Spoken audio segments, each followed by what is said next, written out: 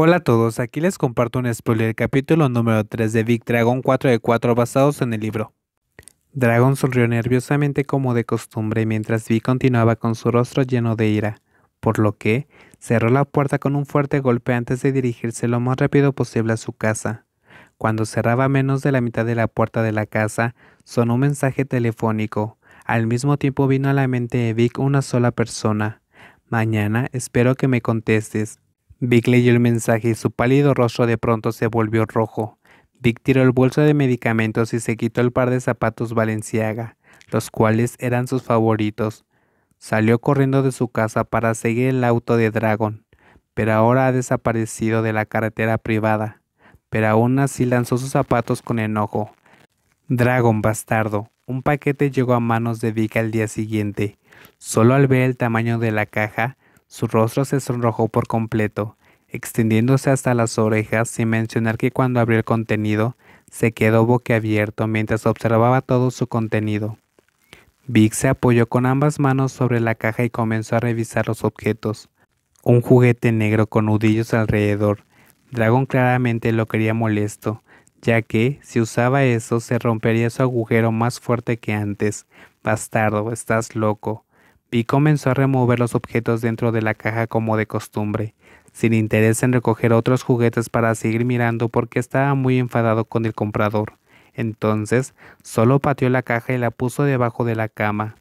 Después de un rato, sonó el timbre de su teléfono móvil. No. Vi colgó y puso el teléfono boca abajo antes de levantarse para jugar en la computadora.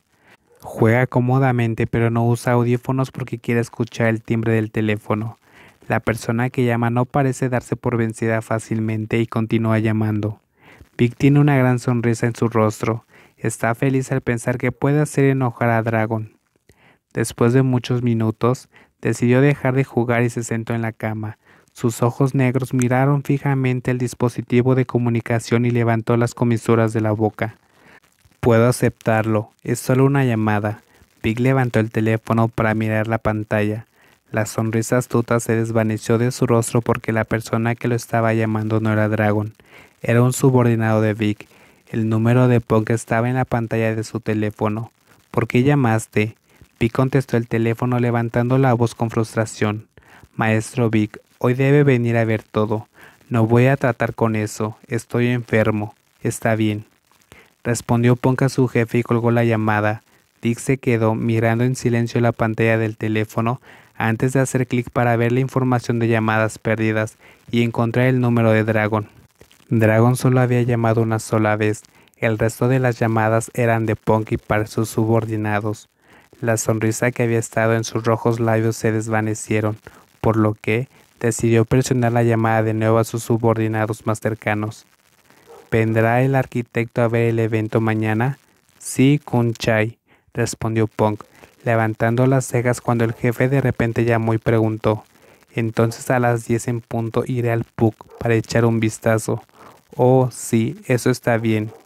Después de cortar la llamada, apagó la pantalla del teléfono y volvió a sentarse y continuar jugando en la computadora con una sensación de dolor en su pecho. Simplemente no llamaré.